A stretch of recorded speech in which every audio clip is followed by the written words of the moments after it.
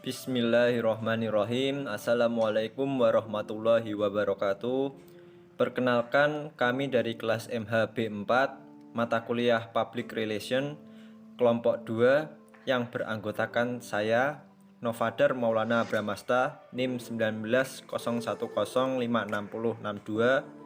lalu Mbak Ani Laila Fitriani NIM 1901056070, dan Mbak Aufiatus Silmi NIM 1901056055.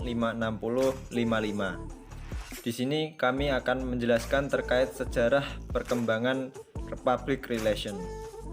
Tanpa berlama-lama, langsung saja materi pertama akan disampaikan oleh Mbak Ani Laila. Assalamualaikum warahmatullahi wabarakatuh. Perkenalkan, nama saya Andi Laila Fitriani. Di sini saya akan sedikit menjelaskan mengenai sejarah dan perkembangan public relation. Nah, dengan adanya istilah public relation itu pasti muncul pertanyaan, bagaimana sih penjelasan dari sejarah perkembangan public relation itu? Di pembahasan yang pertama ini saya akan menjelaskan mengenai sejarah kemunculan public relation. Nah, perkembangan public relation ini dimulai sejak abad ke-15, tapi mulai berkembang pesat di abad 19 atau awal abad 20. Walaupun begitu, prakteknya ini sudah terjadi sejak lama dan bahkan gejalanya sudah ada sejak adanya manusia pertama, yaitu Adam dan Hawa. Gejala tersebut ditandai dengan apa? Gejala tersebut ditandai dengan adanya hubungan seseorang dengan orang lain, kemudian pemberitahuan seseorang dengan orang lain, dan ada pula upaya untuk memengaruhi orang lain. Nah, ada salah satu contoh dari praktek PR itu. Nah, pada zaman Gilda di Eropa ini, di zaman itu terlihat adanya kemajuan dari praktek PR. Gilda ini merupakan salah satu organisasi yang anggotanya terdiri dari orang-orang yang bermata pencaharian yang sama, yang kemudian mereka mengadakan perserikatan dalam bidang perniagaan sejenis, yang tujuannya ini untuk membatasi persaingan dari dalam dan menolak persaingan dari luar. Yang diharapkan ini untuk meningkatkan produksinya dan memperluas pasarannya.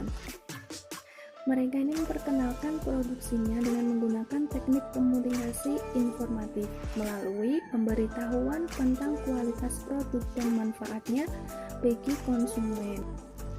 Dilihat dari cerita tersebut bahwa teknik PR ini sudah diterapkan selama berabad-abad yang lalu, namun saat itu orang belum menemukan istilahnya yang dikenal sampai sekarang ini dengan sebutan public relation. Nah, proses perkembangan public relation sendiri ini tidak selalu sama antara negara satu dengan negara yang lain, karena proses public relation ini tergantung dengan kondisi dan situasi masyarakat yang cukup kompleks dan selalu berubah setiap waktu.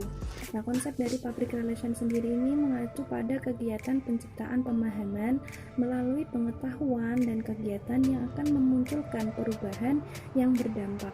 Maka dari itu, keberadaan suatu masyarakat ini dapat menjadi unsur berkembangnya public relation. Mungkin itu sedikit penjelasan dari saya, kurang lebihnya mohon maaf. Selanjutnya saya serahkan kepada teman-teman. Assalamualaikum warahmatullahi wabarakatuh. Assalamualaikum warahmatullahi wabarakatuh. Saya Aufiatus Silmi akan menjelaskan tentang sejarah perkembangan public relation di Indonesia. Menurut Onong Ucana Effendi, public relation ini dimulai sejak tahun 1950-an, di mana Humas bertugas untuk menjelaskan peran dan fungsi-fungsi setiap kementerian, lembaga, badan, dan lain sebagainya. Perkembangan PR di Indonesia ini menyertai kondisi politik dan kenegaraan saat itu. Saya akan menjelaskan dari masa kerajaan menuju masa Orde Baru. Pertama, pada masa kerajaan. Pada masa kerajaan adanya usaha Panembahan Senopati yang menyebarkan gosip bahwa keturunannya akan menjadi pasangan dan lindungan Nyi Roro Kidul. Menurut sejarah, hal ini bertujuan untuk menyaingi adipati dari pesisir utara Jawa yang kekuasaannya direstui oleh Sunan dan Wali yang sangat disegani. Kemudian pada masa kemerdekaan. Setelah merumuskan konstitusi, ada banyak jurnalis dan wartawan yang berkumpul menunggu kejadian peristiwa selanjutnya setelah proklamasi kemerdekaan 1 hari sebelumnya. Namun pertemuan itu digagalkan karena adanya pemilihan presiden dan wakil presiden pada saat itu. Kemudian pada masa Orde Baru. Pada masa Orde Baru setelah perang kemerdekaan adanya banyak perusahaan yang muncul seperti perusahaan minyak, Shell dan Caltex sebagai perusahaan multinasional yang mempunyai organ bernama Public Relation. Menurut Rosadi Ruslan SHMM, perkembangan public relation dibagi menjadi 4 periode. Periode yang pertama terbentuknya Humas yang secara resmi lahir oleh Presidium Kabinet PM Juanda yang menginstruksikan bahwa setiap instansi harus memiliki divisi humas.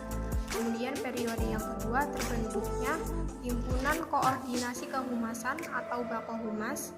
Kemudian periode yang ketiga munculnya PR di kalangan lembaga swasta umum atau Perhumas pada tanggal 15 Desember 1972. Lalu periode yang keempat munculnya atau berkembangnya PR di kalangan profesional khusus yang dibagi menjadi 4 kategori, 4 indikator. Yang pertama pada tanggal 27 November 1995 terbentuknya Himpunan Humas Hotel Berbintang.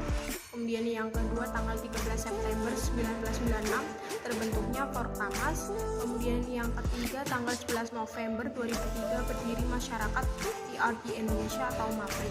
Terima kasih, penjelasan dari saya akan dijelaskan selanjutnya oleh teman saya. Assalamualaikum warahmatullahi wabarakatuh.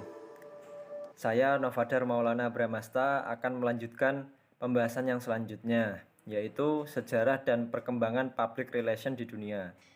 Yang pertama di Amerika, dipelopori oleh Ilvi Ledbetter Lee yang dianggap sebagai the father of public relation. Pada tahun 1906, saat itu berhasil mengatasi krisis pemogokan massal yang melumpuhkan kegiatan industri pertambangan batu bara dan perusahaan kereta api melalui strategi manajemen penanganan dan pemulihan dari PR.